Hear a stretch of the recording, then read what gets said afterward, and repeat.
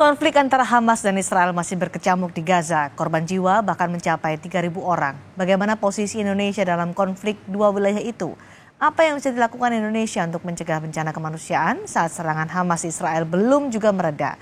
Kita berbincang dengan tenaga ahli utama KSP Siti Ruhaini Zuhayatin dan pakar hukum internasional Hikmahanto Yuwana. Selamat sore, Bu Siti. Selamat sore, Prof. Selamat sore, Mbak Cindy. Selamat sore, Prof.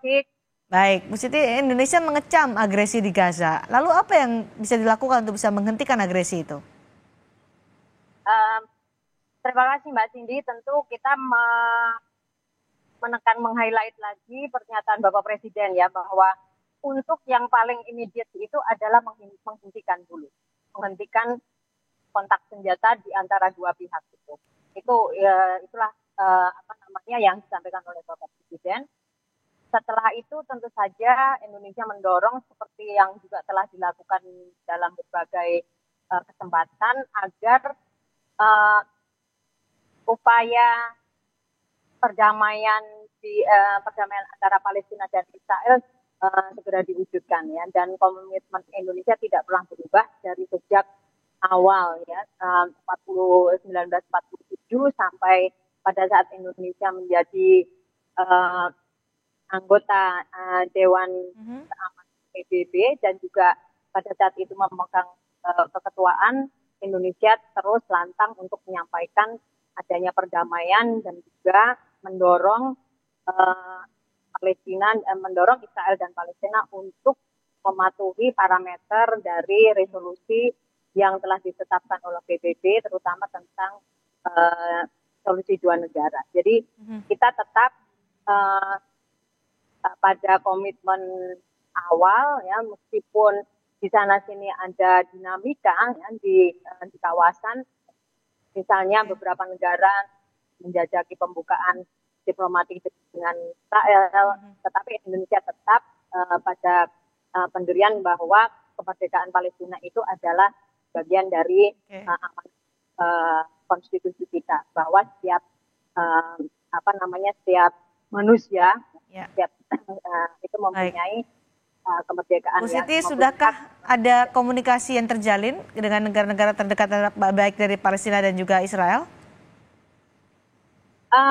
Tentu Kementerian Luar Negeri terus secara aktif ya, Ibu Menlu terus juga menjalin hubungan dengan negara-negara di kawasan ya. Keanggotaan kita di OKI juga menjadi satu jalan ya bagi Indonesia untuk bersama-sama mendorong adanya satu pertemuan yang mendesak ya, baik itu di OKI ataupun juga PBB di dalam mengatasi persoalan yang berlangsung di Palestina dan Israel. Baik, Prof, mungkinkah Indonesia ambil peran untuk menghentikan agresi? Kita masih ingat Presiden Jokowi pada saat perang Rusia-Ukraina pecah bertemu dengan pemimpin dua negara. Kalau saat ini mungkinkah Indonesia mengambil bagian dengan cara yang sama?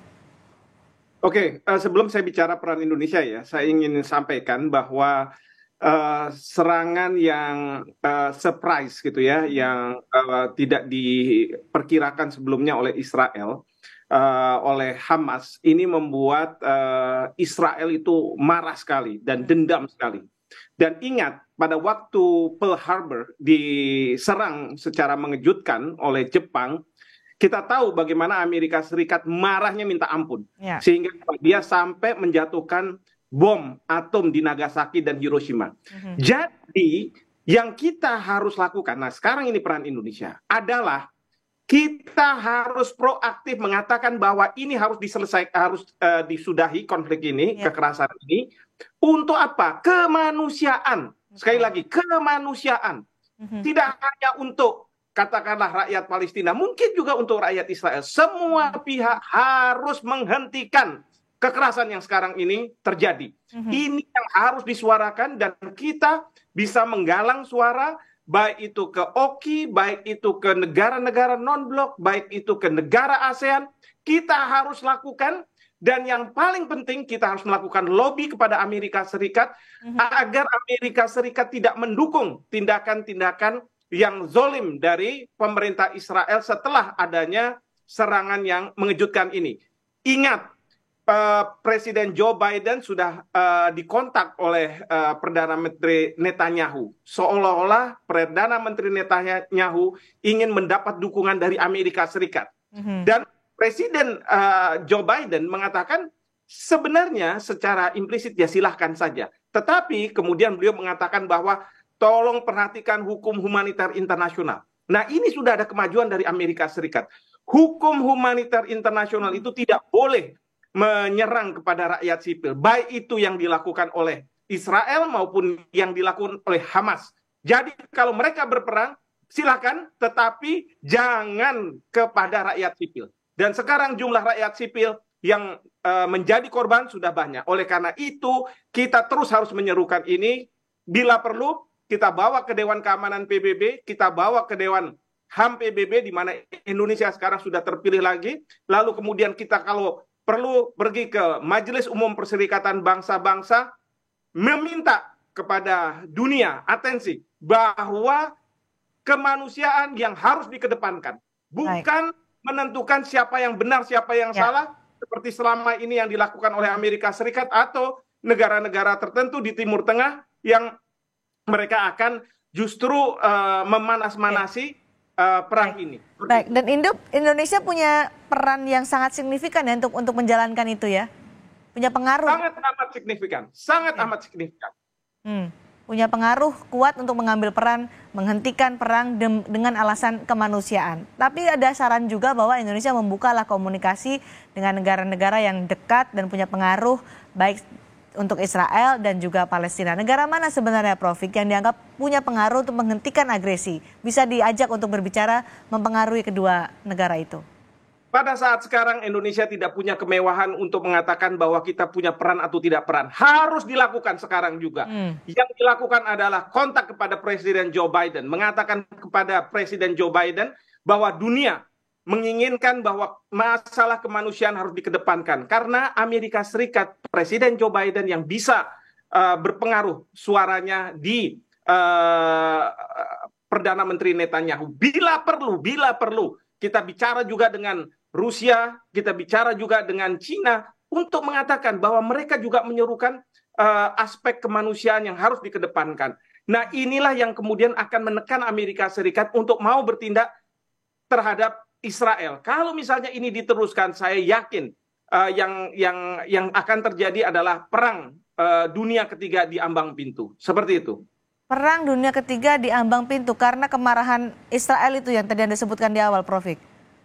Betul sekali. Kemarahan Israel yang tidak bisa dibendung, lalu kemudian di-endorse oleh misalnya Amerika Serikat dan negara-negara sekutu Amerika Serikat di Eropa, ini yang akan membuat perang dunia akan muncul. Karena apa? Saya melihat perkembangan di Cina, misalnya rakyat Cina mengatakan bahwa seharusnya Cina turun tangan dan tidak hanya berhadapan dengan Israel, tapi berhadapan dengan Amerika Serikat. Dan saya yakin Rusia juga akan mengatakan kita akan berhadapan dengan Rusia untuk dan atas nama kepentingan dari Hamas, begitu ya. Meskipun karena Rusia saat ini juga masih dalam agresi juga ya dengan Ukraina.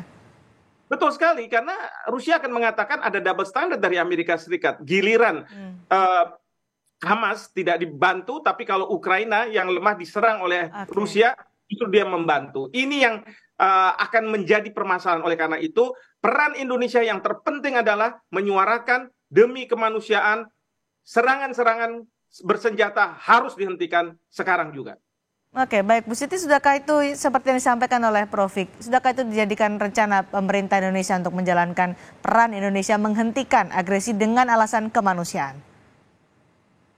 Nantinya tanggal 20 Oktober ini kan akan ada pertemuan GCC dengan ASEAN dan juga Indonesia akan melakukan beberapa pertemuan bilateral, Mbak ya, dan tentu saja ini akan dibawa ya oleh Bapak Presiden untuk berbicara terutama dengan Saudi Arabia ya, dan juga negara-negara yang cukup berpengaruh ya di Liga Arab, karena bagaimanapun Liga Arab dan juga pembentukan OKI itu salah satunya didorong oleh masalah Palestina ya. Oleh sebab itu nanti pada pembicaraan di GCC, meskipun itu kaitannya dengan persoalan hubungan-hubungan ekonomi, Tetapi karena ini ada satu masalah yang sangat mendesak, Ya.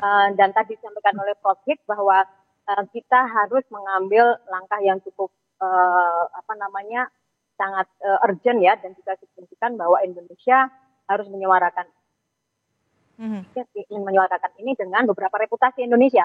Bagaimana keberhasilan di G20, kemudian juga ketika masih menjadi keketuaan ASEAN, dan juga pamor Indonesia di OKI sendiri sebetulnya cukup menjadi modalitas Indonesia untuk nantinya membawa masalah Palestina ini di forum-forum yang sangat berpengaruh ya, tadi juga sudah disampaikan oleh Prof. Hik, tetapi juga penting sekali sebetulnya untuk kembali menyampaikan kepada OKI dan negara-negara yang di dalamnya itu anggota-anggota OKI juga memiliki agenda-agenda yang sendiri-sendiri ya, tetapi untuk saat ini seharusnya OKI harus bersatu, dan tentu saja Indonesia mempunyai peran yang sangat penting di dalam menyuarakan Palestina ini. Kita juga memiliki mandat dari sebagai pendiri non-blok ya, dan itu adalah merupakan juga modalitas Indonesia untuk menyampaikan ini kepada dunia. Baik, ribuan nyawa sudah melayang sejak konflik pecah. Kita akan menunggu bagaimana pemerintah mengambil tindakan tegas untuk ikut berpartisipasi menghentikan agresi di Gaza antara Hamas dan juga Israel, supaya tidak lebih banyak lagi nyawa yang melayang, dan ini adalah demi alasan kemanusiaan. Terima kasih Prof. Hik, terima kasih juga Bu Siti sudah berbagi pandangan bersama kami di Sapa Indonesia malam hari ini.